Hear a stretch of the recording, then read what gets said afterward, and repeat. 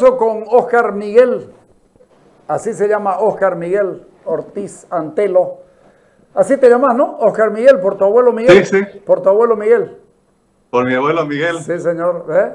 Claro, yo te conocí Mi chico. padre. Sí. Bueno, Óscar, ¿cómo lo ves este asunto de los 2/3?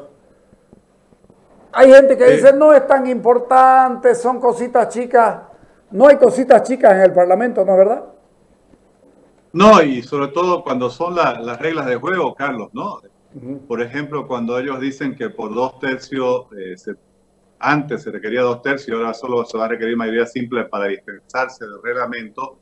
Eso, por ejemplo, significa que hoy mismo vienen con un proyecto de ley que nadie conoce, del cual nadie ha escuchado, que no ha ido a ninguna comisión, y se lo introduce y por mayoría simple se dispensan del reglamento. Que dice el reglamento que debía ir a una comisión, que hay 15 días para discutirlo, que se presenta un informe, que obviamente cada miembro del Parlamento tiene el tiempo para leerlo, analizarlo, preparar su posición. Eso es algo universal.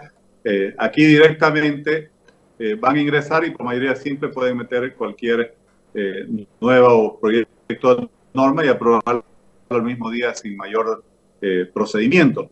Esto destruye lo que son las bases del sistema parlamentario. Cuando esta noche puse un tweet al respecto. Y también yo ponía que pueden ganar elecciones, pero está claro que no creen en la democracia, porque en la democracia tan importante como respetar el triunfo de la mayoría es respetar los derechos de la minoría. Es reconocer a la minoría. En este caso es el derecho de participación. Exactamente, pero además está el otro tema que, ok, suficiente discusión, los que estén de acuerdo a levantar la mano, es decir, se impide que el parlamentario opositor pueda objetar, pueda argumentar o pueda discutir y debatir lo que están planteándole. Así es, por ejemplo, el reglamento actual, digamos, ¿no?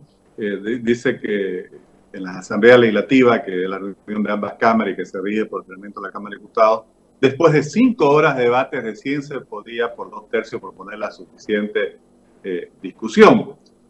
Lo que van a poder hacer con esto es que si quieren, bueno, directamente con 10 minutos, con 30, con 1 hora, por mayoría simple, aprobar ya que no haya discusión o dispensarse el reglamento.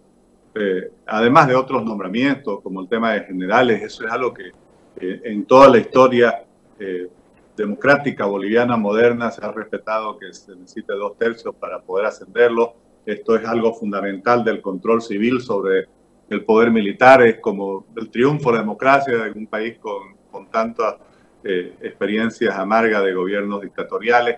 Bueno, realmente se socavan las bases de un sistema parlamentario que tiene que tener ambos lados. Obviamente la mayoría es la que manda, por así decir, pero tiene que respetar los derechos de la minoría, porque en esa minoría están representados millones de bolivianos, claro que, sí, que piensan distinto de quien obtuvo, sí, la mayoría. Sí. Yo decía hace unos días, el 55 suena mucho, pero al final, si uno lo mira, 55-45 no da como para que te ninguneen o como para que desconozcan tu presencia, tu valor, tu voto, para que desconozcan a la otra parte del país. ¿No es cierto? Así es, Carlos, porque al final 55 obviamente es un gran número electoralmente hablando, claro, pero desde el punto de vista de la población que se representa es un poco más la mitad. Hay otra población que llega casi a la mitad, que piensa distinto, que ha votado por otras opciones, pero que es parte de la nación boliviana, que es parte obviamente fundamental y esencial de lo que es este país, digamos. Y obviamente en una democracia eso tiene que respetarse. Yo creo que lo que pasa ayer en el Senado y hoy en diputados, eliminando los 2/3, es algo muy grave. E incluso creo que es un golpe que quita credibilidad de inicio al presidente electo, al vicepresidente electo, a los señores Arce y Choquehuanca. Y quizás lo que busca mostrar es que hay otra corriente del MAS, supongo que la de Evo Morales, que desde el Parlamento va a buscar imponer su estilo autoritario. Esa es la idea que yo tengo. Ese va a ser una forma también de contrapesar desde el levismo cocalero, va a buscar contrapesar y presionar al presidente Arce en caso de que no se someta a Evo Morales. Así es, yo veo que lo que se avecina en los próximos años es una situación muy parecida a lo que pasa en nuestro país vecino y hermano Argentina, Sí. donde hay ese conflicto permanente con una situación similar. Quien gana la presidencia es Alberto Fernández y tiene en ese caso vicepresidenta, pero también dirigiendo la bancada en el Congreso argentino a Cristina Kirchner. Y vemos que hay esa tensión permanente. Y yo lamento que sea así, porque está claro que lo que le han dicho al país con eliminar los 2/3 es que no están dispuestos a dialogar, no están dispuestos a concertar todos esos discursos de unidad, reconciliación y reencuentro, que incluso hasta hoy creo que seguían diciendo los señores Arce y Choquehuanca, obviamente quedan totalmente desmentidos con esta actitud. Vos fuiste presidente del Senado en el primer tiempo de Evo Morales. Sí, en el primer periodo, del 2008 y 2009. En ese tiempo, en el Senado la correlación de fuerzas era diferente. Sí, nosotros logramos articular una mayoría el segundo, el tercer y el cuarto año de ese periodo, que fue acortado y no tuvo quinto año. Y creo que eso mostró también cómo se podía trabajar buscando darse cierto equilibrio. En ese tiempo, en el Senado se discutían las leyes porque obviamente no tenían mayoría para imponerlas. Esto generó conflictos, generó cerco al Congreso, muchas veces no nos dejaron ingresar. Bueno, pero ahí se mostraba lo que se llama el sistema de pesos y contrapesos, claro. y cómo es bueno, digamos, que haya esa diversidad, por así decir, en la representación y el control institucional. Era el gran valor del voto calificado, ¿no es cierto? El voto calificado en el Parlamento es el voto consciente, el voto que se da no por consigna, sino porque uno sabe de lo que está hablando y de lo que está haciendo. Bueno, esa es la esencia del Parlamento, que se supone que quienes llegan ahí están representando a un conjunto de ciudadanos, pues porque la democracia, cuando somos millones, no podemos estar decidiendo todos al mismo tiempo, claro, ¿no? Y justamente una asamblea legislativa, como hoy se llama lo que antes denominábamos Congreso Nacional, es el escenario donde se debe discutir, debatir y expresar esas diferencias. Y se debiera también buscar ciertos consensos que, aunque las leyes vinieran del Ejecutivo, bueno, si los parlamentarios pueden presentar sus observaciones fundamentales, las pudieran haber modificaciones. Te quiero contar una experiencia, Carlos, de lo que pasó, por ejemplo, en noviembre pasado, que los mismos parlamentarios del MAS que hoy están terminando, cuando tuvimos que redactar y concertar la ley que anulaba las elecciones anteriores por el fraude electoral, que convocaba nuevas elecciones y establecía los pasos para la elección de un nuevo Tribunal Supremo Electoral, esas leyes se trabajaron por primera vez en la Asamblea Legislativa. Ellos mismos comentaban que, bueno, era una experiencia nueva para ellos porque hasta ese momento el Ejecutivo, el gobierno de Evo Morales, que tenía 2/3 directamente, enviaba las leyes a la Asamblea y no tenían ellos mismos, aún siendo mayoría, el más mínimo derecho de discutir, de observarlas, de modificarlas. Fue la primera vez, imagínate, en una situación tan dramática, que realmente se legisló desde la Asamblea. En todo el tiempo de Evo Morales, por lo menos bueno, en los últimos dos periodos. Sí, en el primer periodo, sí, debido a que no controlaban el Senado, sí, claro, se hizo mucha discusión, se elaboraron muchas normas, se modificaron muchas normas en ese momento en el Senado, que era lo que no controlaban. En ese momento se distinguían parlamentarios del movimiento al socialismo, que uno sabía, este tipo sabe, este tipo cuando argumenta hay que escucharlo, hay que prestarle atención. Así es. Eso, cuando el MAS logra los 2/3, a partir del periodo 2010 se acaba, y ahí obviamente surge esta imposición permanente del Ejecutivo sobre el Legislativo, este sometimiento del Legislativo al Ejecutivo, porque el MAS contaba con los 2/3. Yo temo, y no tengo duda que va a suceder así, que con lo que han hecho ayer, lo que se va a dar es que, aunque no tengan los 2/3, con la mayoría simple, igual se van a imponer todas las decisiones, ¿no? Sí, quiero hacer notar, Carlos, que hay una discusión constitucional que se debe realizar sobre lo que sucedió ayer. Ayer el Senado ha aprobado esta modificación y hoy la Cámara de Diputados, después de que en horas de la mañana de ayer ya se habían entregado los credenciales a los nuevos asambleístas. En mi entender, ya no debieran estar sesionando.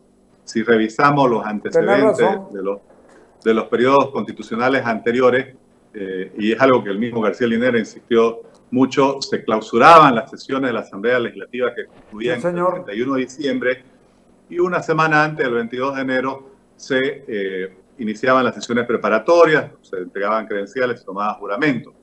Lo que ellos han hecho ayer seguramente van a argumentar de que no habían jurado todavía los nuevos asambleístas, pero ya habían recibido sus credenciales y en mi opinión eso debiera invalidar constitucionalmente estas sesiones. Ahí te complemento, digamos, en el sentido de que el hecho formal es el juramento.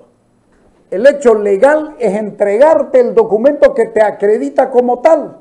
Consecuentemente, no puede haber el doble, en determinados momentos no puede haber el doble de parlamentarios, lo que significa que una vez acreditado el título del titular y el suplente, porque le dan incluso a los suplentes, los anteriores cesan en su mandato. Mira vos, esa es una cosa que vamos a comenzar a tocar porque me parece que es fundamental, pero además hay antecedentes de que siempre funcionó así, incluso en el gobierno del movimiento al socialismo, ¿correcto? Incluso ellos lo entendían así, o sea, desde que se aprobó la nueva constitución, que fue en febrero de 2009 y ese periodo legislativo terminó en diciembre de 2009, sí. Justamente yo estaba en ese periodo como presidente del Senado. El entonces vicepresidente García Linera insistió mucho que las sesiones se acabaran antes del 31 de diciembre porque a partir de enero ya debiera ingresar la nueva asamblea. Obviamente hay un concepto que es básico, no pueden haber dos asambleas legislativas funcionando al mismo tiempo. Por eso, en mi opinión, aunque por las circunstancias que hemos vivido los plazos se han acortado, pero bueno, ellos podrían haber hecho estas sesiones igual anteriormente, podrían haber trabajado el fin de semana, pero el hecho es que no lo hicieron y en mi opinión, Carlos, las sesiones que están realizando, que han realizado ayer, que están realizando hoy, van a realizar otra sesión mañana para aprobar también unos informes de comisiones de investigación especial. Sí. Me parece que eso va a ser discutido constitucionalmente. Otra cosa es que hay un tribunal constitucional que no sé si tendrá la independencia para hacer respetar lo que debe ser el debido proceso y el Estado de Derecho en estas circunstancias.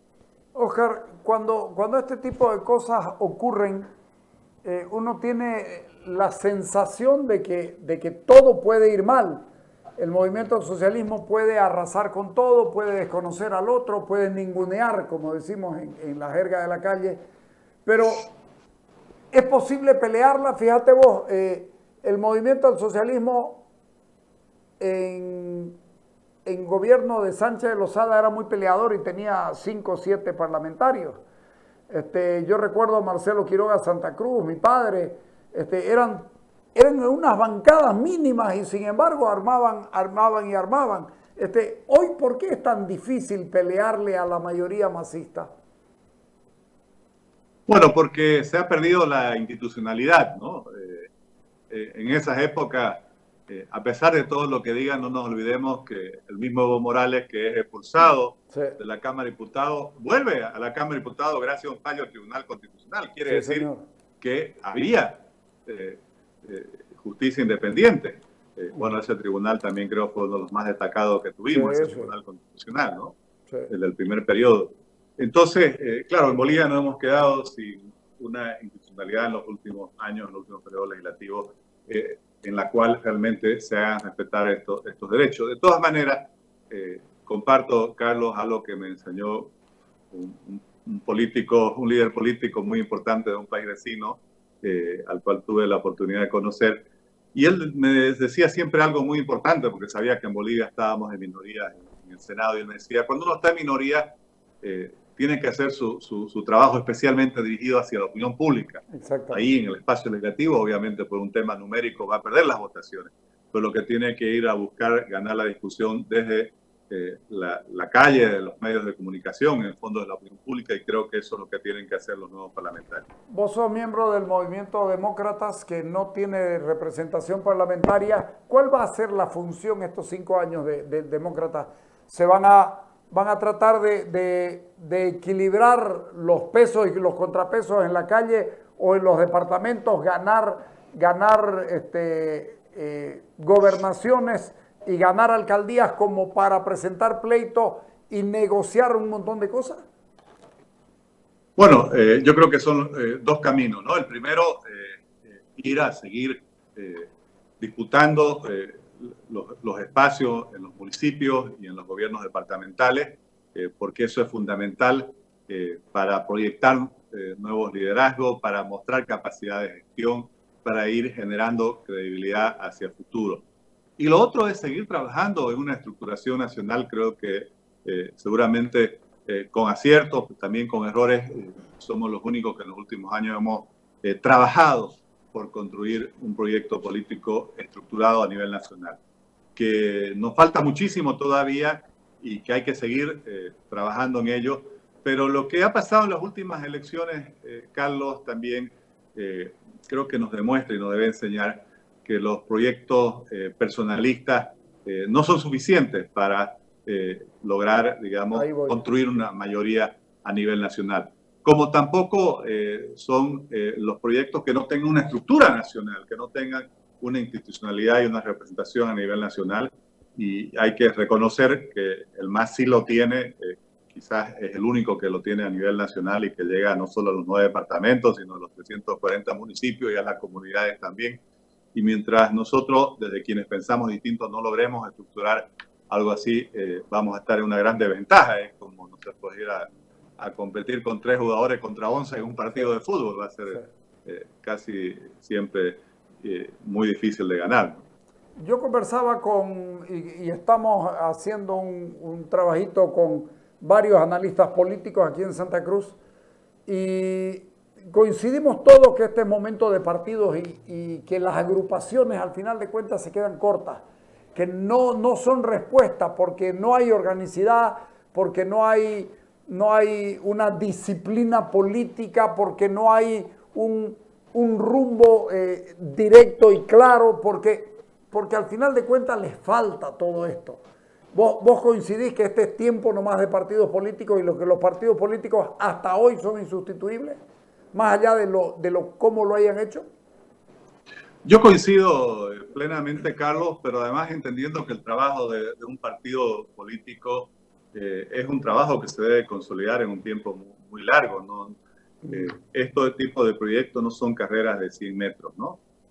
A veces se pueden dar circunstancias muy especiales por lo cual una persona llegue muy rápido un proyecto político al poder nacional, pero no es como que una excepción muy extraordinaria. Mira, en nuestro caso, obviamente este es un proyecto que comienza primero con la elección de Rubén como prefecto electo. Después, en 2010, Rubén invita a varios líderes a un encuentro que se llamó Encuentro de Líderes por la Democracia. Y nos pasamos 4 o 5 años recorriendo el país hasta que en diciembre de 2013 se lanza Demócratas y compite la primera vez en el 2014. Vamos a cumplir recién 5 años formalmente de existencia formal, legal, como demócrata, con 10 años anteriores de trabajo político. Y estoy seguro que para poder llegar y tener presencia efectiva, solo por poner un parámetro en el conjunto de los municipios del país, aún nos falta muchísimo, pero solo si trabajamos hacia esa meta vamos a tener posibilidades de poder aspirar realmente a tener el gobierno nacional. Claro, todo el mundo lo ve al movimiento al socialismo y dice, estos llegaron rápido. No llegaron rápido. Evo Morales hace más de 30 años que está trabajando políticamente y además estuvo saltando con el IPSP, estuvo saltando desde Izquierda Unida, estuvo en otros bloques hasta que logró la sigla del MAS, que la sigla se la da David Áñez Pedraza, que venía de Falange. Y yo que recuerde, probablemente ADN es el partido que llegó más rápido a la presidencia desde el momento de su fundación. Pasó una elección y un poquito y ADN ya llegó al gobierno con Banzer y estuvo ahí. Pero claro, venía con una acumulación de 7 años y de un gobierno que económicamente no le había ido del todo mal. pero después los otros han tenido que lucharla. Bueno, yo siempre a la gente joven, cuando estoy tratando de motivarlos y enseñarles, digamos, lo que significa el desafío de construir un proyecto político estructurado a nivel nacional, comento una entrevista que una vez leía a Filemón Escobar, cuando el 2002 resulta electo senador por el MAS. Los periodistas le preguntan dónde había estado todos esos años, porque él había desaparecido el año 85 de la escena pública, cuando hay el triunfo, digamos, bueno, gana el general Banzer la elección, pero sube el doctor Paz y conforma la relocalización. la democracia se llamó, ¿no? Sí. Y habían pasado 17 años en los cuales él no había estado en los medios, bueno, en la escena pública. Construyendo. Y le preguntan dónde había estado. Entonces le digo, en el Chapare, construyendo este proyecto político. 17 años, Carlos. 17 años. Construyendo, sí, ¿no? Señor. Y ahí todavía no llegaron a la presidencia. Entonces, obviamente yo pienso muy distinto de ellos, pero hay que reconocer que, bueno, llevan 25, 30 años de trabajo político construyendo lo que ellos llaman su instrumento político, y está claro que si de nuestro lado queremos tener éxito, por así llamarlo, hay que plantearse ese tipo de trabajo. El MNR y Falange Socialista Boliviana nacen por allá por la década de los años 30, y fíjate vos que recién en el 52 el MNR gana el gobierno a través de una insurrección popular. No es fácil, pero tampoco es tan difícil. Se puede lograr. Probablemente nos está faltando, yo no digo liderazgos tan notorios, sino estructura y doctrina, que la gente sepa por qué está metida. Hoy día se tiene menos doctrina que antes.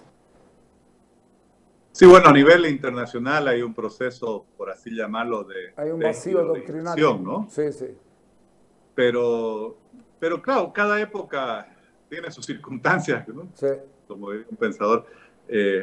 Y yo creo que aquí nosotros tenemos que buscar cuál es esa visión común de país alrededor de la cual podemos unirnos bolivianos, los 9 departamentos bolivianos, los 340 municipios, y trabajar para construir una verdadera alternativa nacional que supere nuestras diferencias regionales, que supere nuestras diferencias económicas, culturales, sociales. Somos un país con una gran diversidad, pero está claro que si definimos una visión, que en este caso obviamente, ¿cuál es la visión diferente a la demás? Que tiene que ir más allá solo de las personas, tiene que ser un proyecto común de país. Eso debe ser la base para integrarnos. Nuestro país tiene varias, por así decir, grietas, ¿no? Como llaman en Argentina, la grieta regional, la grieta cultural, la grieta social, la grieta económica. Bueno, entonces, ¿cómo podemos generar una alternativa que le ofrezca a la gente, más allá de la clase media, que ya hemos visto, bueno, por así llamarlo, tiene un proyecto que si lo sumamos en distintas expresiones, llega al 45%. Bueno, ¿cómo le decimos al otro 55% que va a haber un proyecto que también se ocupe de resolver sus problemas, que lo va a incluir, que los va a respetar, que los va a reconocer, que los va a comprender y que los va a tener, digamos, le va a ofrecer soluciones a los problemas de la pobreza que todavía son muy agudos en el país, y que también los va a hacer sentir parte de, ¿no? Que los va a integrar plenamente. Bueno, para cerrar, no es bueno lo que está pasando. El previo al gobierno de Arce nos muestra una tentación totalitaria exactamente igual que la anterior, no cambió nada. Es una imposición autoritaria ya lo que han hecho ayer, Carlos, y obviamente, bueno, no sé cómo serán las disputas internas al interior del MAS, pero está claro que con lo que han hecho ayer los parlamentarios salientes, que obviamente no lo hacen porque se les ocurrió, sino porque han recibido una instrucción para ello, se le quita ya credibilidad en todos aquellos mensajes de tono más conciliador que estaban dando tanto el nuevo presidente como el nuevo vicepresidente, y eso está claro que ya les comienza a afectar entonces la legitimidad que podrían haber logrado con los votos que obtuvieron. Ok, te agradezco mucho, Oscar. Ya estamos conversando. Muchas gracias, Okay, Carlos. Gracias a vos. Bueno,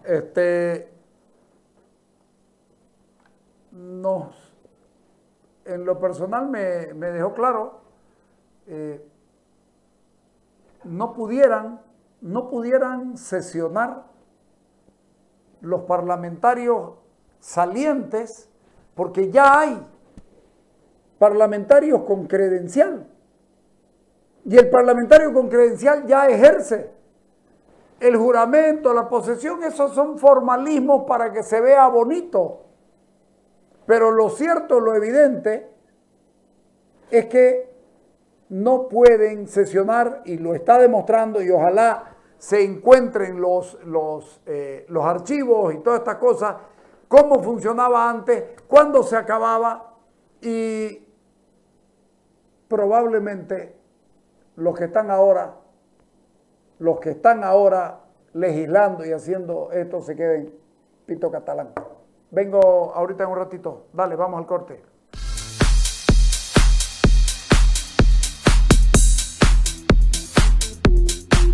El